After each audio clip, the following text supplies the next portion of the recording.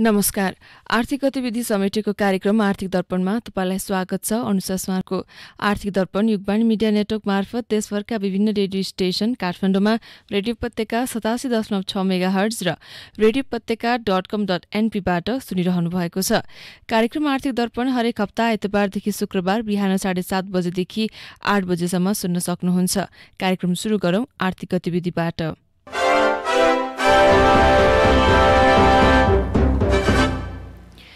उच्च अङ्कले बढ्दै आएको नेप्सी परिसूचकमा सामान्य करेक्सन भएको छ। साताको पहिलो कारोबारबाटै उच्च रेकर्ड बनाउँदै आएको नेप्सीमा सामान्य करेक्सन भएको हो। सोमबार नेप्सी सूचक 2823 बिन्दुमा पुगेर बन्द भएको थियो भने कारोबार रकम 13 अर्ब माथि रहेर नयाँ रेकर्ड बनाएको थियो। मंगलबार नेप्सी सूचक 6.50 अङ्कले घटेर 2816.56 बिन्दुमा पुगेको छ। त्यस्तै क वर्गको कम्पनी मापक सेन्सिटिभ इन्डेक्स 4.51 बिन्दुले घटेर 503 बिन्दुमा पुगेको छ।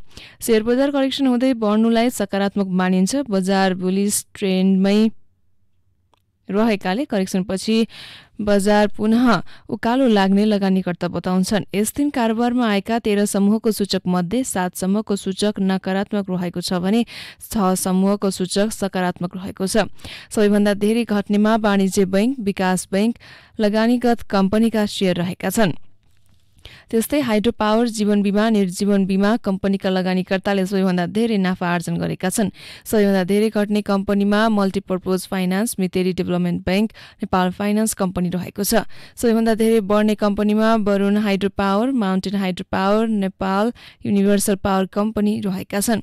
यी कम्पनीको करिब 10% सर्किट मूल्यमा कारोबार भएको हो। यस दिन वरुण हाइड्रो पावरको 4400 रुपियाँ बढेर प्रति शेयर मूल्य 486 रुपियाँ कायम रहेको छ। त्यस्तै माउन्टेन हाइड्रो पावर कम्पनीको 34 रुपियाँ बढेर प्रति शेयर मूल्य 379 रुपियाँ कायम भएको छ। तितरपत्र र ऋणपत्र गरी कारोबारमा आएका 219 कम्पनीको 2 करोड 34 लाख किता शेयर किनबेच हुँदा 11 अर्ब 13 करोड 33 लाख रुपियाँको कारोबार रहेको छ। यस दिन सबैभन्दा धेरै कारोबार हुने कम्पनीमा अरुण कावेली पावर कम्पनी रहेको छ। कम्पनीको 33 करोड 83 लाख रुपियाँको कारोबार भएको छ। दोस्रो एसियन लाइफ इन्स्योरेन्सको 33 करोड 8 लाख रुपियाँको कारोबार भएको छ। त्यस्तै हाइड्रो इलेक्ट्रिक इन्भेस्टमेन्ट डेभलपमेन्ट बैंकको 30 करोड 34 लाख रुपियाँको कारोबार भएको छ।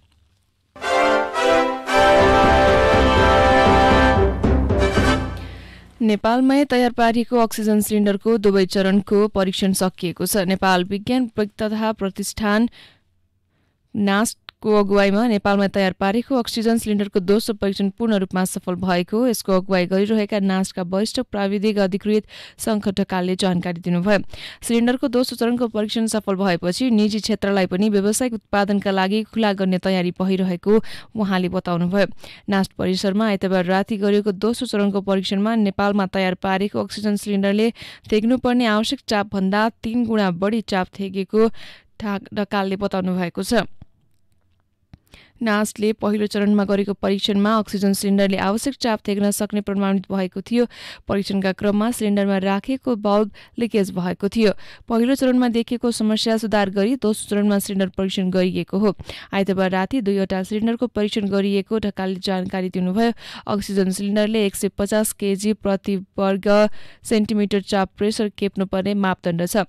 नास्टले गरेको परीक्षणमा नेपालमा तयार अक्सिजन सिलिन्डरको प्रोटोटाइपले 235 प्रति वर्ग सेन्टिमिटरसम्म चाप धानेको थियो। सिलिन्डरले आवश्यकभन्दा बढी चाप खेपेको भए पनि परीक्षणका क्रममा यो आंशिक सफलता भएको ढकालले बताउनुभयो।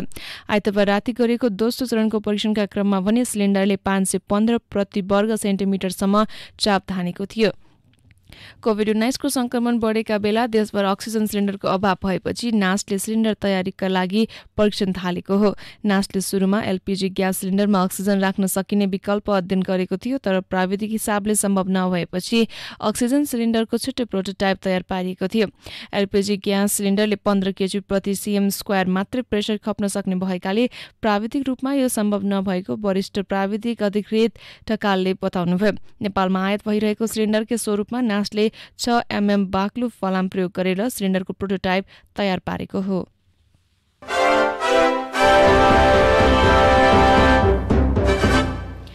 नेपाल राष्ट्र बैंकका गभर्नर महाप्रसाद अधिकारीले कोभिड-19 को दोस्रो लहरसँगै अनिश्चितता बढेको हुँदा अर्थतन्त्र थप चुनौतीपूर्ण हुँदै गएको धारणा राख्नु भएको छ।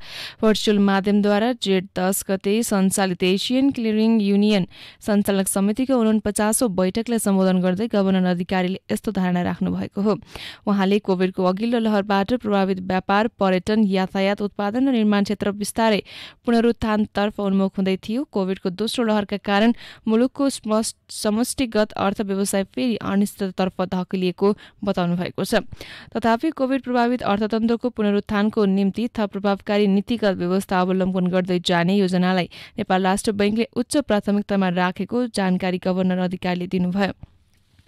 बैठकमा गभर्नर अधिकारीले कोभिड-19बाट प्रभावित अर्थतन्त्र र वित्तीय क्षेत्रलाई लक्षित दिशातर्फ अग्रसर गराउन राष्ट्र बैंकले गरेका विभिन्न नीतिगत व्यवस्थाबारे जानकारी गराएको राष्ट्र बैंकको विज्ञप्तिमा उल्लेख गरिएको छ। कोभिड संक्रमण यताको अवधिमा तरलताको सहजीकरण, ब्याज दर कटौती, अतिरिक्त चालु पुँजी कर्जाको सुविधा, कर्जाको पुनर्संरचना, पुनर्तालिकीकरण, कर्जाको साउँ ब्याज भुक्तानीको समयसीमा बढाउने जस्ता नीतिगत सहुलियत उपलब्ध गराएको उहाँले जानकारी दिनुभयो।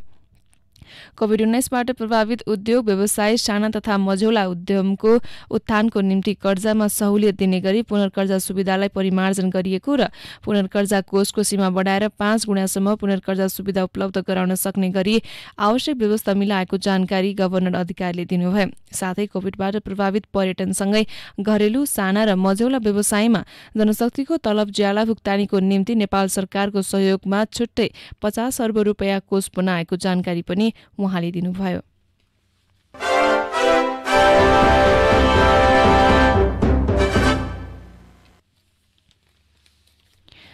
भौतिक पूर्वाधार तथा यातायात मन्त्रालयले आगामी वर्षको बजेटमा प्राय पुरानै कार्यक्रमलाई निरन्तरता दिने भएको छ। मन्त्रालयले पुरानै आयोजनालाई निरन्तरता दिने गरी आगामी आर्थिक वर्ष 2078-79 का लागि 1.5 अर्ब रुपैयाँको बजेट प्रस्ताव गरिसकेको छ।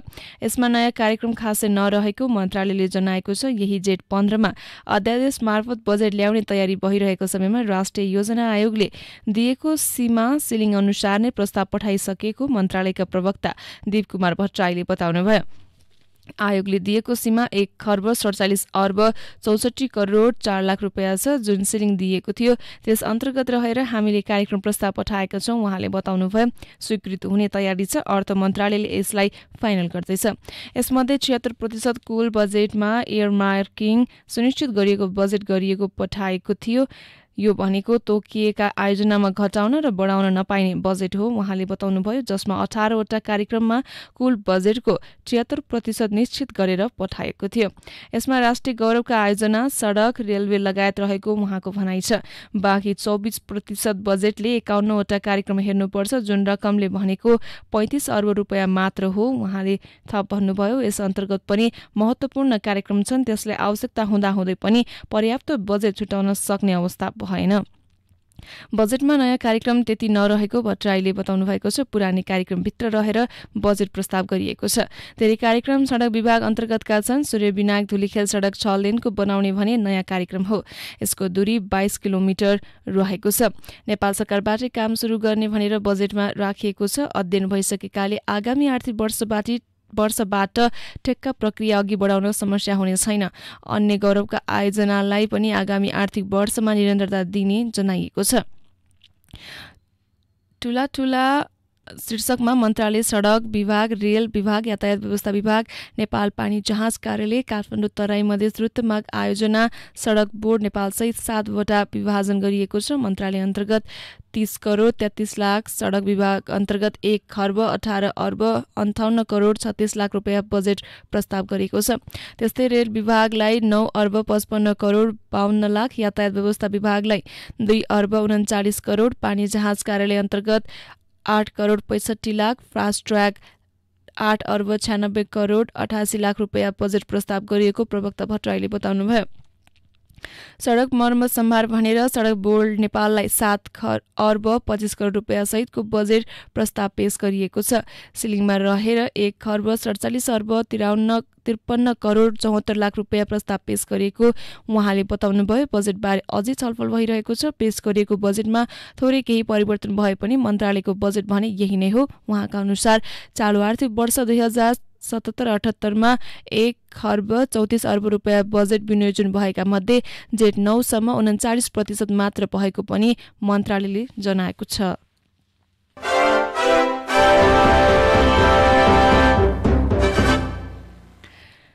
गत बिहीबार भारतको इन्डिया टिभी र अग्निबाण पत्रिकाको अनलाइन संस्करणले राजस्थानको रेगिस्तान क्षेत्रमा सलह झुन्ड देखाएको समाचार प्रकाशन गरे। समाचारमा सलहले पुर्याउन सक्ने क्षतिलाई दृष्टिगत गरी जिल्लामा सावधानी अपनाउन भनिएको उल्लेख छ। गत शनिबार भारतकै हिन्दुस्तान पत्रिकाले अनलाइन संस्करण पनि उत्तर प्रदेशमा सलहको झुन्ड देखाएको समाचार छापेको थियो। उसले पनि पाकिस्तानबाट राजस्थान हुँदै सलह उत्तर प्रदेशमा प्रवेश गरेको जनाएको छ। उत्तर प्रदेशमा सलह देखेपछि त्यहाँको कृषि विभाग सक्रिय भएको र किसानलाई सतर्क रहन आग्रह गरेको समाचारमा बताइएको छ। यसअघि संयुक्त राष्ट्र खाद्य तथा कृषि संगठन FAO-ले गत 17 मेमा सूचना जारी गर्दै दक्षिण पश्चिम इरानमा सलहका केही झुन्ड रहेको जानकारी जनाएको थियो। उक्त झुन्ड पूर्व पाकिस्तान आउने सम्भावना रहेको उल्लेख थियो। सोही झुन्ड पाकिस्तान हुँदै उत्तर प्रदेश प्रवेश गरेको हिन्दुस्तानले लेखेको छ। गत वर्ष पनि अफ्रिकी मुलुकबाट अरेबियन देश हुँदै सलह भारत आइपुगेको थियो। उक्त सलह नेपाल पनि छिरेको थियो। भारतको बिहार हुँदै रूपन्देही, बारा, पर्सा र सर्लाहीमा छिरेको सलहले नेपालका केही जिल्लामा आतंक मचाएको थियो। अहिले उत्तर प्रदेशमा देखिएको सलहको झुन्ड नेपाल भित्रिने सम्भावना कति छ त? कृषि तथा पशुपन्छी विकास मन्त्रालयका प्रवक्ता श्रीराम घिमिरे भन्छन्, सलह उडेर आउने हुँदा नेपाल छिर्ने सम्भावना हुन्छ। क्षति सकेसम्म कम गराउन उच्च सतर्कता अपनाउने हो। मन्त्रालयका अनुसार केही जिल्लामा मकैमा अमेरिकी फौजी किरा देखिसकेको छ। किराले कुनै क्षेत्रलाई जीवनचक्र बनाएको प्रवक्ता घिमिरेले बताउनुभयो। किराले वर्षपछि आक्रान्त बनाएको छ। अमेरिकी फौजी किरा मकैमा देखिसकेको छ। उहाँले बताउनुभयो, भारतमा सलह देखेपछि बाली संरक्षणसँग काम गर्ने प्लान क्वारेन्टाइन तथा विषादी केन्द्रले सतर्कताका साथ काम गरिरहेको छ। जिल्लामा रहेका प्राविधिकलाई सल्लाह सुझाव दिएको छ। प्लान क्वारेन्टाइन तथा विषादी व्यवस्थापन केन्द्रका प्रवक्ता रामकृष्ण सुवेदी भने भारतमा देखिएको सलह नेपाल भित्रिने सम्भावना कम रहेको दावी गर्नुहुन्छ। गत वर्ष 50-60 जुनमा सलह थियो। एउटै जुनमा करोडौंको संख्यामा सलह देखिएको थियो। विगतमा इरान र पाकिस्तानबाट पनि आएर भारतमा थुप्रिएको थियो। त्यही भएर जुन ठूलो भएको थियो, त्यहाँ बस्न नसक्ने भएपछि सलहको जुन फैलिँदै नेपाल आइपुगेको थियो। तर अहिले राजस्थानमा 2-4 जुन मात्र देखिएको प्रवक्ता सुवेदीको भनाइ छ। सीमा क्षेत्रमा भएकाले पाकिस्तानबाट सलह रेगिस्तान आउन सक्छ। गत वर्ष जुन गतिमा सलह उत्पादन भएको थियो, यसपालि त्यति छैन। उहाँले बताउनुभयो, भारतमा पनि भयावह नभएको छैन। यहाँसम्म आउँदा सायद नआउन सक्छ। सलह प्राय गर्मी ठाउँमा हुन्छ। घाम लाग्दा यसले कृषि बालीमा बढी क्षति पुर्याउँछ। राजस्थानमा बढी मरुभूमि रहेकाले सलहले त्यहाँ ब्रिडिङ धेरै गर्ने गर्छ। राजस्थानकै कारण भारतमा हरेक वर्ष सलह देखिने गरेको छ। तर पाकिस्तान, अफ्रिका र इरानको मरुभूमिमा सलह उत्पादन भएर जुन भारततर्फ आए मात्रै नेपालमा आउने सम्भावना हुने केन्द्रले जनाएको छ।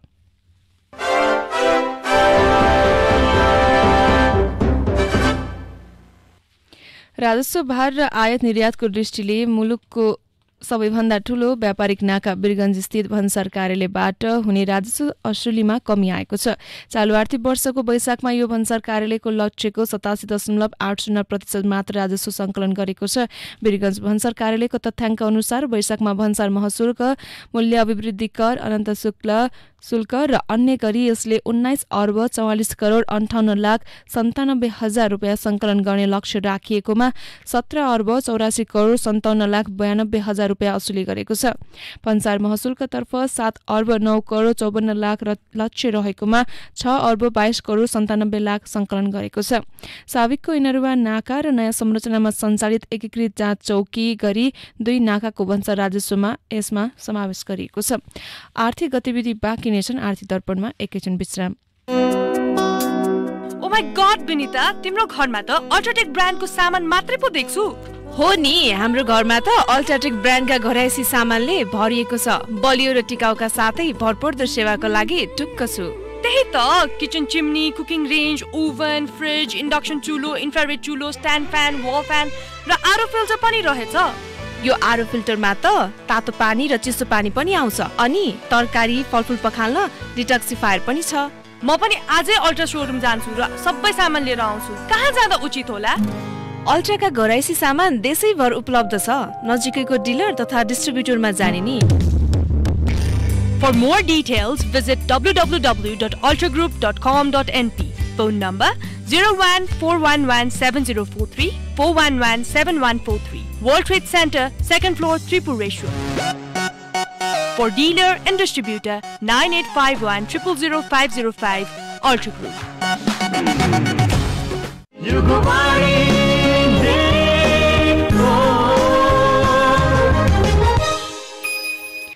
आर्थिक दर्पणमा पुनः स्वागत छ। अब बाँकी आर्थिक गतिविधि। विपदको समयमा अभाव हुन नदिन अत्यावश्यक वस्तुको मौजदात कम्तीमा 3 महिनालाई पुग्ने गरी राख्नुपर्ने प्रावधान सहितको राष्ट्रिय आपूर्ति नीतिको मसौदा तयार भएको छ। नीति अनुसन्धान प्रतिष्ठानले तयार गरेको मसौदामा खाद्यान्न, पेट्रोलियम लगायतका अत्यावश्यक वस्तुको नियमित भण्डारण गरी बजारमा आपूर्ति हुनुपर्ने व्यवस्था गरिएको छ। मुलुकमा दैविक प्रकोप वा अन्य आपतकालीन अवस्थाका कारणले बढी माग हुन सक्ने स्थितिलाई सहज गर्न दाल, चामल, नुन, तेल लगायतका खाद्यान्न एवं पेट्रोलियम पदार्थ आदि वस्तुहरूको कम्तीमा 3 महिनाका लागि आवश्यक परिमाण मौजदात राख्ने व्यवस्था मिलाइनेछ मसौदामा भनिएको छ। अभावका बेला खाद्य वस्तुको चर्को कालोबजारी हुने प्रवृत्तिलाई निरुत्साहित गरी मूल्य नियन्त्रण गर्न र उपभोक्तालाई अति आवश्यक वस्तुको पर्याप्त मौजदात भएको सुनिश्चितता प्रदान गर्न भण्डारण भइरहनु पर्ने व्यवस्था गर्न लागेको हो। 3 महिनाका लागि आवश्यक परिमाण मौजदात राख्ने व्यवस्था मिलाउन कुन वस्तुको माग र खपत कति हो भन्ने तथ्याङ्क समेत संकलन गरिने भएको छ।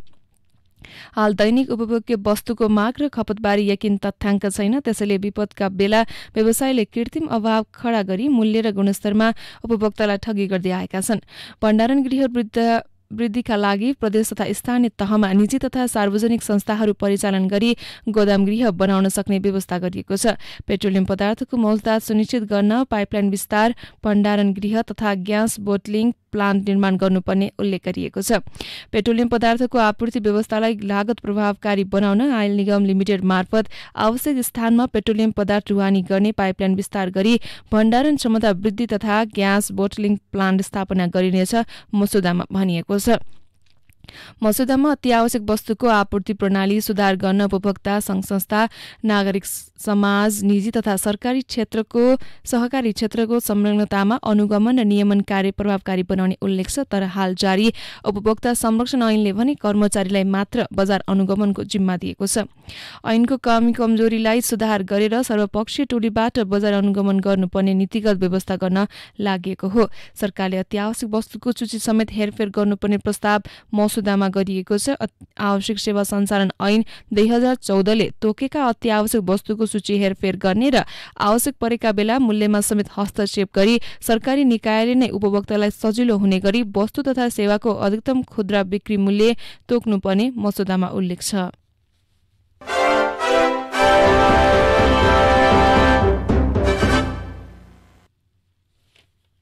बैंक तथा वित्तीय संस्थाहरूले छोटो छोटो समयमै शेयर किनबेच गर्न थालेपछि राष्ट्र बैंकले यसमा कडाई गरेको छ। मौद्रिक नीतिको तेस्रो त्रैमासिक समीक्षा गर्दै गरेका संशोधनहरूले कार्यान्वयन गर्ने क्रममा राष्ट्र बैंकले मंगलबार जारी गरेको परिपत्रमा यस्तो व्यवस्था थप गरेको हो। राष्ट्र बैंकले 1 वर्षभन्दा बढी अवधिका लागि मात्र सूचीकृत संस्थाको शेयर तथा डिभेन्चरमा लगानी गर्न पाइने व्यवस्था गरेको हो। यसअघि यस्तोमा सीमा लगाएको थिएन। बैंक तथा वित्तीय संस्थाले कुनै पनि किसिमको संगठित संस्थाको शेयरमा अल्पकालीन लगानी गर्न नपाउने स्पष्ट पारेको छ। वित्तीय संस्थाले समेत कालो बजारी जस्तै अल्पकालीन लगानी गर्न थालेपछि बजारमा केही दिन यता दैनिक 13 अर्ब रुपियाँसम्मको कारोबार हुन थालेको छ। नयाँ निर्देशन आएसँगै मंगलबार शेयर बजार र कारोबार रकम दुवै घटेको छ।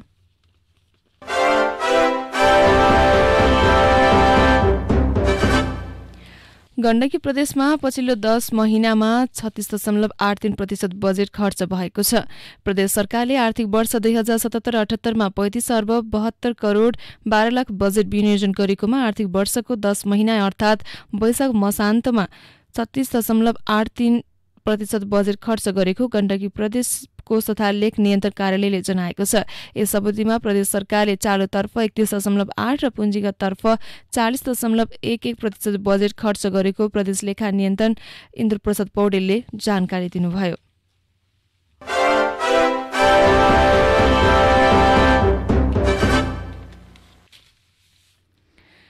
सरकारले चालू आर्थिक वर्ष 2077-78 को बजेटमा घरेलु, साना तथा मझौला उद्यम र कोरोना महामारीबाट थलिएको पर्यटन क्षेत्रलाई राहत दिने भन्दै 5% ब्याज दरमा कर्जा उपलब्ध गराउन 50 अर्ब रुपियाँको कोष बनाएको छ। सरकारको उक्त कदमबाट पर्यटन व्यवसाय निकै खुसी भए। सस्तोमा ऋण पाउँदा व्यवसाय चलाउन सहज हुने विश्वास थियो। लामो समय बिना आम्दानी बसेका व्यवसायीले ऋण काटेर भए पनि व्यवसाय टिकाउने सोचे, तर सहज ऋण नपाउँदा व्यवसाय अपेक्षाकृत लाभान्वित हुन सकेनन्। त्यस्तै गण्डकी प्रदेश सरकारले गत माघमा कोभिड-19 को असर कम गर्ने भन्दै व्यवसाय जीवन रक्षा कर्जा कार्यक्रम सुरु गर्यो। यस अन्तर्गत 3 वर्षसम्म निर्व्याजीय 1 लाखदेखि 15 लाख रुपियाँसम्म व्यवसायीले पाउने भनियो। ऋणीले तिर्नुपर्ने ब्याज प्रदेश सरकारले सम्बन्धित बैंकलाई उपलब्ध गराउने र प्रदेशका सबै स्थानीय तहका वाणिज्य बैंकका शाखाबाट कर्जाको निवेदन दिन सक्ने भनिएको थियो। ऋण लिएको 6 महिनापछि मात्रै व्यवसायीले सामा भुक्तानी सुरु गर्न सक्ने प्रावधान रहेको जानकारी दियो। व्यवसायीले यसबाट पनि अपेक्षाकृत लाभ भने लिन सकेनन्। आगामी आर्थिक वर्षको बजेट आउने दिन नजिकै जाँदा व्यवसायी पोहोरभन्दा झनै बढी कोरोनाले थलिएका छन्। अहिलेको अनिश्चितता कहिलेसम्म भन्ने यकिन छैन। त्यसैले आगामी वर्षको बजेट ल्याउँदा सरकारले पर्यटन क्षेत्रलाई थप प्राथमिकतामा दिनुपर्ने व्यवसायीको भनाइ छ। पर्यटन बोर्डका पूर्व सदस्य समेत रहनुभएका व्यवसायी टीकाराम सापकोटा भन्नुहुन्छ, संघीय सरकारले पोहोर बजेटमा पर्यटनलाई राम्रै स्थान दियो, तर त्यो अनुसार कार्यान्वयन भएन।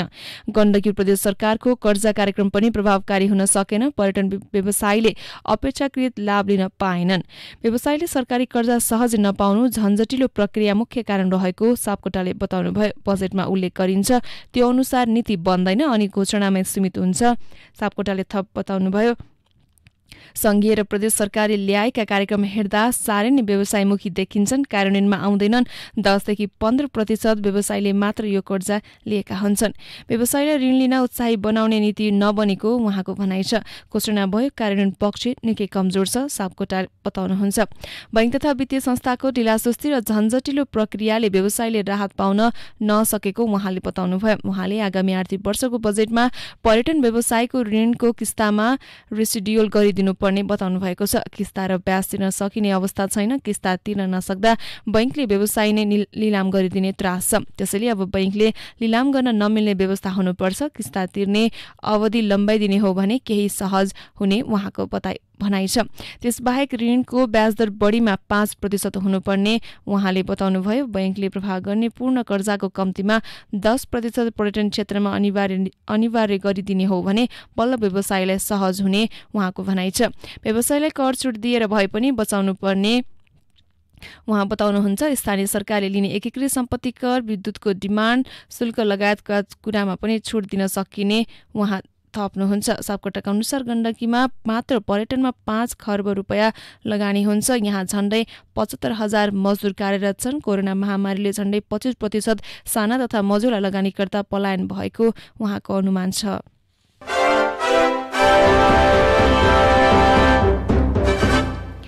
अन्तर्राष्ट्रिय उडान प्रवर्धनका कारण विदेशमा रोकिएका कामदारलाई स्वदेश फर्काउन द्रुत उद्धार संयन्त्रको आवश्यकतामा जोड दिएको छ।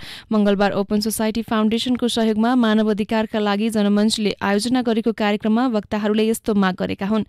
सरकारले द्रुत उद्धार संयन्त्र नबनाउँदा विदेशमा जतिसुकै समस्यामा परे पनि तुरुन्त घर फर्कन नपाएको सरकारवालाले बताएका छन्। भर्चुअल अन्तर्क्रिया कार्यक्रममा बोल्दै श्रम विज्ञ तथा जनमञ्चका सल्लाहकार सोम लुइटेलले द्रुत उद्धार संयन्त्रको अभावमा बलात्कार लगायतका गम्भीर समस्यामा परेका महिलालाई तुरुन्त घर फर्काउन कठिन भइरहेको बताउनुभयो।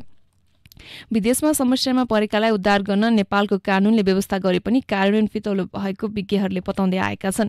लुइटेलले वैदेशिक रोजगारीको क्रममा समस्यामा परेकालाई वैदेशिक रोजगार ऐनको दफा 33मा उद्धार गर्ने व्यवस्था गरे पनि कार्यान्वयन पक्ष कमजोर हुँदा पीडितलाई सहज नभएको बताउनुहुन्छ। पहिलो लहरको महामारी फैलिँदा करिब 6 महिना लकडाउन गरेको सरकारले दोस्रो लहरको महामारी नियन्त्रणका लागि पनि 1 महिनादेखि नियमित अन्तर्राष्ट्रिय उडान हवाई बन्द गरेको छ, जसले गर्दा विदेशमा भिसा सकिएका र अति आवश्यक कामका पनि घर फर्कन कठिन भइरहेको छ। उद्धार गर्नुपर्ने अवस्थामा रहेका समेत घर फर्कन पाएका छैनन्।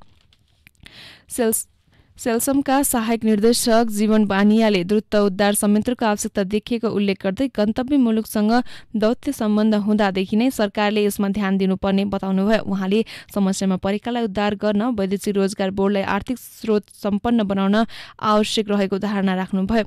वैदेशिक रोजगार व्यवसाय संघका द्वितीय उपाध्यक्ष कमलदेव मल्लले समस्यामा परेकालाई सर्वसुलभ रूपमा उद्धार गर्नुपर्ने बताउनु भएको छ।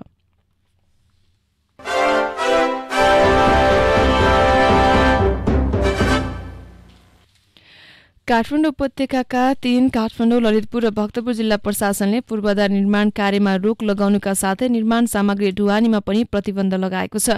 नयाँ भेरिएन्टको कोभिड-19 महामारीको संक्रमण तीव्र रूपमा बढिरहेका कारण यसलाई रोकथाम र नियन्त्रण गर्नका लागि निर्माणको काम र निर्माण सामग्री ढुवानी रोक लगाएको ललितपुरका सहायक प्रमुख जिल्लाधिकारी ललित बहादुर बस्नेतले जानकारी दिनुभयो। जिल्ला प्रशासनको निर्णय अनुसार 14 जेठदेखि निर्माण कार्य स्थगित गर्ने र निर्माण सामग्रीको ढुवानीमा रोक लगाइनेछ।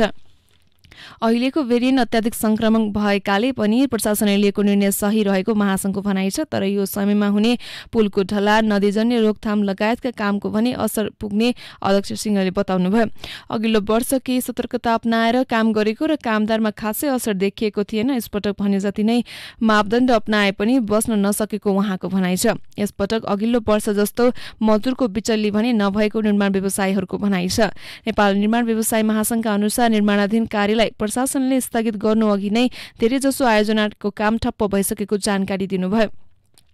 अहिले आयोजनाको 80% काम ठप्प नै छ। महासंघका अध्यक्ष रवि सिंहले बताउनुभयो। हरेक जसो आयोजनामा करिब 20% मात्रै कामदार छन्, त्यो पनि निर्माण सामग्री नियमित नहुँदा ठप्प जस्तै बनेको उहाँको भनाइ छ। सरकारले ढुवानीका साधनलाई खुला गरे पनि निर्माण सामग्री उत्पादन गर्ने उद्योग बन्द हुँदा पनि बजारमा निर्माण सामग्री प्राप्त हुन छाडेको निर्माण व्यवसायीहरूको भनाइ छ। अहिले देशभर नै निर्माण कार्य लगभग ठप्प रहेको र निर्माण क्षेत्र नै तहस नहस बनिरहेको निर्माण व्यवसायीहरूको भनाइ छ। तर सबैभन्दा ठूलो विषय मानिसको जीवन भएकाले अहिलेको बढ्दो संक्रमणको चेन ब्रेक गर्न पनि केही समय रोक लगाउनु सही भएको उनीहरूको भनाइ छ।